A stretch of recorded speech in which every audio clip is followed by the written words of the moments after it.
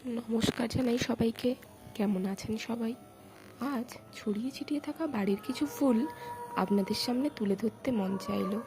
দেখুন, এই তাপপ্রবাহের মধ্যেও কেমন সুন্দর ফুলের ডালি সাজিয়ে রেখেছে এই মিষ্টি নয়নতারাগুলি। আপনারা নয়নতারার ঔষধি গুণাবলী জানলেও বেশ অবাক হবেন। রক্তচাপ, ডায়াবেটিস, লিউকোমিয়া ইত্যাদি নিয়ন্ত্রণ করতে এটি বেশ কার্যকরী। কীট দংশন করলেও এর পাতা থেতলে লাগালে উপকার মেলে। প্রতিদিন এই গাছে ফুল ফোটে বলে এর আর এক নাম কিন্তু নিত্যবিলাস। সুন্দর না? দেখুন, শীতের চন্দ্রমল্লিকাগুলো আওয়াজও বেশ ফুটেছে। গাছগুলো ছেটে দেওয়া হয়েছিল, আর হবে না, তবুও ফুটছে বেশ। এটা নিশ্চয়ই চিনতে পেরেছেন। যদিও ফলই এই গাছের মূল প্রাপ্য, তবে কেন জানি না এই ফুল আমার কাছে বেশ আকর্ষণীয়। দাদু এই গাছটি এনে লাগিয়েছিলেন। এখন উনি না থাকলেও ওনার আশীর্বাদ স্বরূপ এটি কিন্তু আমাদের কাছে থেকে গেছে। এই গাছে এটা দ্বিতীয়বার ফুল এসছে, তবে প্রথমবার খুব একটা ভালো ফলন হয়নি। এখানে একটা কথা মনে রাখবেন, যাদের বাড়িতে রয়েছে, একটু পারলে অন্যান্য পরিচর্যার সঙ্গে রোজ দুবেলা গাছে জল দিয়ে যাবেন।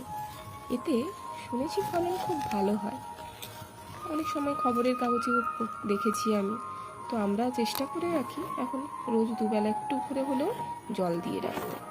এমনিতেই বুঝতে পারছেন জামরুল খুব একটা খারাপ নয়, জল ভরাই থাকে বলতে গেলে, কি বলেন? এগুলি দেখতে দেখতে আমার রবীন্দ্রনাথের ওই কবিতাটি মনে পড়ে গেল। ওই যে, বহুদিন ধরে বহু ক্রোশ ধরে বহু ব্যয় করি বহু দেশ ঘুরে, দেখিতে গিয়াছি পর্বতমালা দেখিতে গিয়াছি সিন্ধু, দেখা হয় নাই চক্ষু মেলিয়া ঘর হতে শুধু দুই পা ফেলিয়া, একটি ধানের শীষের উপরে একটি শিশির বিন্দু। আর এটা হচ্ছে মিনি রঙ্গন। এই গাছটার বিশেষত্ব কি বলুন তো? এখানে গোলাপি এবং সাদা দুই রঙেরই ফুল ভালোই ফুটতে দেখা যায়। কখনো এটা ফোটে তো কখনো ওটা। আমার তো বেশ ভালোই লাগে দেখতে। দেখুন, আপনাদের ভালো লাগছে না? কেমন? এটা কি চিনতে পেরেছেন? এটার নাম অ্যাকচুয়ালি সন্ধ্যা মালতী, কিন্তু হাসির কথা হলো আমরা এটাকে মাইকের মতো দেখতে বলে মাইক ফুল নামেই বলে থাকি। এটা কিন্তু একটা ভেষজ গুল্ম।